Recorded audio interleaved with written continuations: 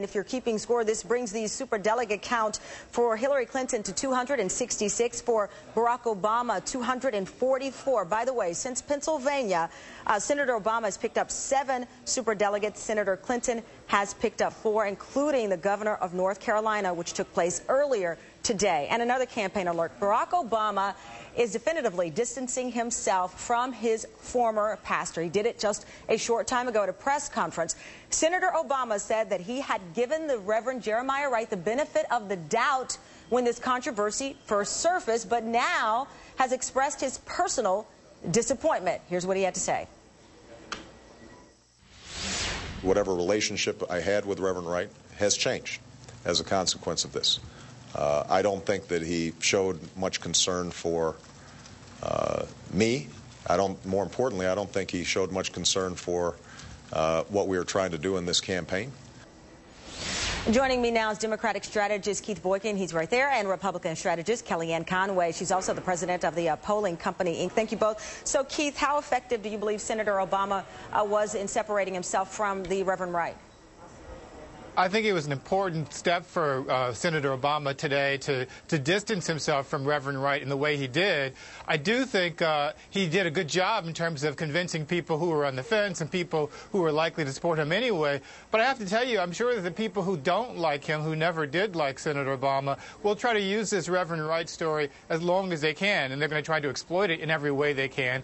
And I think Barack Obama doesn't want to talk about this anymore. He wants to talk about the economy and health care and the gas prices, which is what the American people care about. Well, you know, on Sunday, Keith and Kellyanne, he did say that he felt that this issue was fair game. I'm assuming to some degree he still believes that. But one of the things that I've heard most, Kellyanne, from people who were upset with what they saw from Jeremiah Wright is that he associated or tried to, as one person put it, hide behind the black church. Now, this is what Senator Obama had to say regarding Jeremiah Wright and him saying that the attacks on him was the attack on the black church.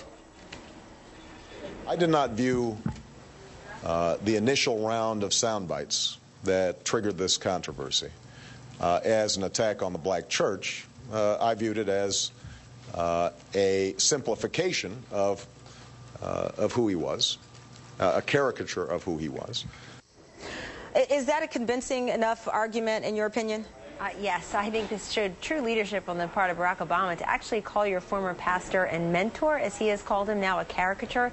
That's pretty scathing. I think if someone like me had said that on your network, I would receive a tremendous rebuke, and probably rightly so. So this is unequivocal, and I think that some of the words Barack Obama actually used today, Tamron, come directly from voters. I would not be surprised if he is taking exactly what he's heard from people out on the stump and their outrage, particularly among some of these women, white women in the suburbs, who heretofore have had a good time supporting him in some of these contests, and he is really echoing their exact sentiments. And I will say this. If Jeremiah Wright is trying to become some kind of leader for the African-American community at large, you know, that space is already filled by Jesse Jackson and Al Sharpton, and what those two men do is they try, sometimes quite controversially, to take on the pain and the suffering of people within the African-American community. Sean Bell's family, for example, here in New York, or, you know, when they feel like people have been truly aggrieved, Abdul Diallo a couple of years ago. And Reverend Wright is only calling attention to himself. He's only calling attention to himself. For a second, Kelly, I want to point out something because I have to do it. Obviously, I'm black. I think that many black Americans would say there's enough room for more than 2 leaders, and it's the type of leader that you are, and not that you are just a leader. But Keith, go ahead. Yes, but this was just him at a platform. I have to say, it's just him and a microphone. I can't hear either one of you. That's exactly the point. Tamron, that's exactly the point I was trying to make. I mean, I think a lot of black people would be offended or insulted by the idea that someone from outside the community would tell who black people should support or who we should be endorsing or not endorsing. I think this issue is bigger than Reverend Wright. It's bigger than Barack Obama. It's bigger than the black church. It's really about what's going on in our society and what's going on in our community. And there are so many different interests here at play. Barack Obama's interest is getting elected and becoming president. Reverend Wright's interest, I guess, is trying to protect his legacy. And those two things are in conflict. The person who has criticized them is Hillary Clinton. Hillary Clinton has been criticizing Barack Obama and Jeremiah Wright, and I think that's the real issue. I think that's why Barack Obama had to push back. She is the chief white woman in this country calling into question Jeremiah Wright's bona fides, and she has made that an issue on the campaign trail. Republicans aren't saying much about it at all, including John McCain. He had one thing to say about it early on.